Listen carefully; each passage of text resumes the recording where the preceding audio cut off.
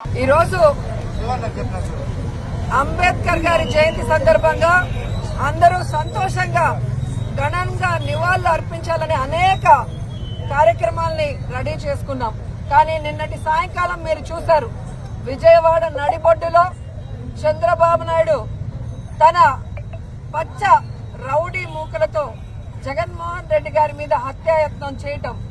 ఈ రాష్ట్రమే కాదు, దేశంలో ఉన్న అన్ని రాష్ట్రాల్లో వాళ్ళు కూడా షాక్ కి గురయ్యారు.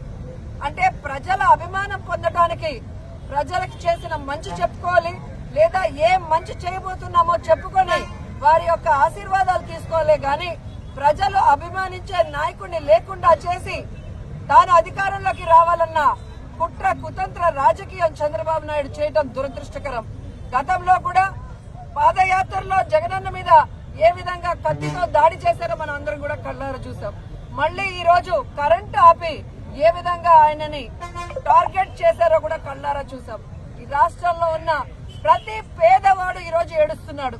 తమ కోసం ఇన్ని అవమానాలు, ఇన్ని కష్టాలు భరిస్తున్న జగన్మోహన్ రెడ్డి గారిని ఈ విధంగా వీళ్ళు టార్గెట్ చేసి ఆయన క్యారెక్టర్ గురించి బ్యాడ్ గా చెప్పడం, ఆయన చేస్తున్న పరిపాలనని తప్పుగా ప్రజల్లోకి తీసుకుని వెళ్లాలన్న ప్రయత్నం చేయటం. ఈ రోజు సిద్ధం సభలు గాని మేమంతా సిద్ధం బస్సు యాత్రలో మండు టండల్లో కూడా వెన్నెల్లో లాగా ప్రజలు సంతోషంగా నిలబడి ఈ రోజు ఆయన ఆహ్వానిస్తుంటే కడుపు మంటతో ఆయన మీద హత్యాయత్నం చేయించడం ఈ రాష్ట్రంలో ఉన్న ఎవరూ కూడా మర్చిపోరని కూడా తెలుగుదేశం పార్టీ వాళ్ళకి హెచ్చరిస్తున్నాం. ఈ రోజు మీకు చెప్తున్నాం, ప్రజలు అభిమానించే ప్రేమించే జగనన్న రక్తం మీరు కళ్ళ చూశారు. ఖచ్చితంగా 2024 మే 13 జరిగే ఎన్నికల్లో తెలుగుదేశం జనసేన పార్టీల రక్తాన్ని కళ్ళ చూసే విధంగా ప్రజలు వాళ్ళకి ఓట్లతో బుద్ధి చెప్పి ఆ పార్టీని ఈ రాష్ట్రం నుంచి తరిమి కొడతాయని కూడా వాళ్ళకి తెలియజేస్తూ ప్రజల్లోకి జగనన్న అభిమానులంతా వెళ్లి చంద్రబాబు నాయుడు చేస్తున్న కుటిల రాజకీయాలు వెన్నుపోటు. ఏదైతే జగన్మోహన్ రెడ్డి గారు వచ్చారు, రోడ్డు మీద తిరుగుతా ఉంటే కరెంట్ ఆఫ్ అయిందంట. ఓకే, ఎవరు ఫెయిల్యూర్? నా గవర్నమెంట్. ఇప్పుడు ఎవరి గవర్నమెంట్? ఎవరిది బాధ్యత? ఎవరిది బాధ్యత? ముఖ్యమంత్రి పైన రాళ్లేస్తే నీకు సిగ్గు లేదా ముఖ్యమంత్రిని అడుగుతున్నా నేను. నువ్వే కదా ముఖ్యమంత్రి, నేను కాదు కదా. ఒకప్పుడు కోడి కత్తి డ్రామా చేశావు, గొడ్డల వేడితో బాబాయిని చంపి ఆ నేరాన్ని నా మీద మోపేదానికి ప్రయత్నం చేశావు. ఇప్పుడు నీ చెల్లెలు అడుగుతా ఉంది రోడ్డెక్కి, జగన్మోహన్ రెడ్డి సమాధానం చెప్పు. బాబాయిని చంపిన వాడికి ఎంపీ ఇచ్చావు, నిన్ను నీ పార్టీకి ఓటేయడానికి లేదు. వైఎస్ఆర్ కాంగ్రెస్ పార్టీ పూర్తిగా రక్తపు మరకలో కూరకపోయిందని నీ చెల్లెలు అడిగితే సమాధానం చెప్పలేని అసమర్థుడు నాకు నేరాలు అడ్డగడతావా నువ్వు? నేను నేరాలు చెయ్యను. నేరాలు చేసేవాడిని తుంగలోనే దొక్కేస్తాను. ఎవరిని వదిలిపెట్టను.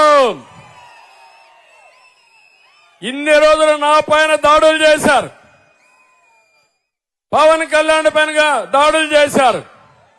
ఇదే విశాఖపట్నంలో పవన్ కళ్యాణ్ గారు ఎయిర్పోర్ట్ లో దిగితే నేరుగా ఆయన పోనీయకుండా చేస్తే, కారులో నిలబడుకోనీయకుండా చేస్తే, కారులో కూర్చునబెట్టి హోటల్కి వెళితే హోటల్ నుంచి 24 గంటల్లో ఇమ్మీడియట్ గా మీరు వదిలిపెట్టి విశాఖపట్నం వదిలిపెట్టి పోవాలని ఈ పోలీసులు హుకుం జారీ చేస్తారు. ఉన్మాది జగన్మోహన్ రెడ్డి చెప్పాడని నేను అడుగుతున్నా. మీ తాత జాగీరా ఈ విశాఖపట్నం అని అడుగుతున్నా. విశాఖపట్నం మనం అందరి అవునా కాదా అని మిమ్మల్ని అడుగుతున్నా. అలాంటిది నెక్స్ట్ డే విజయవాడకు వస్తే నేను పోయి చెప్పాను, పవన్ కళ్యాణ్ గారు భయపడద్దండి, మనం అందరం అండగా ఉందాం, పోరాడదాం, తాడో పేడో తేల్చుకుందాం. భయపడితే మనం చేయగలిగింది ఏమి లేదంటే, నన్ను అరెస్ట్ చేసినప్పుడు మొట్టమొదటిసారి స్పందించిన వ్యక్తి పవన్ కళ్యాణ్ గారని చెప్పి నేను మీకు తెలియజేస్తున్నా. ఈ రోజు పోలీసులకు కూడా ఇష్టం లేదు. మనసు చంపుకొని తప్పుడు పనులు చేశారు, చేయించారు. ఈ రోజు నేను చూశాను 2 సంఘటనలు. నిన్న ముఖ్యమంత్రి పైన దాడి చేస్తే రాయి పడితే అది కూడా చీకట్లో గులకరాయి. అర్థమైన తమ్ముడు, చీకట్లో గులకరాయి. ఇప్పుడు పడింది ఎలుగులో రాయి. అవునా కాదా? అవునంటే చెప్పండి మీరందరూ. అంటే కరెంటు ముఖ్యమంత్రి పోతా ఉంటే కరెంటు ఉండదా? ఏంటి డ్రామా? ఎవడికి నేర్పిస్తావు డ్రామా?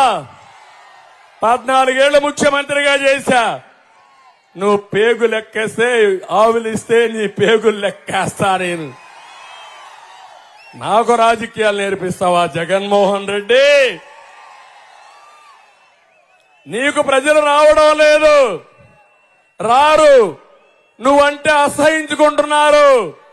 ఎప్పుడెప్పుడు నిన్ను వదిలించుకోవాలని బాధితులంతా ఒకటి అయిపోయారు. అందరం బాధితులమే.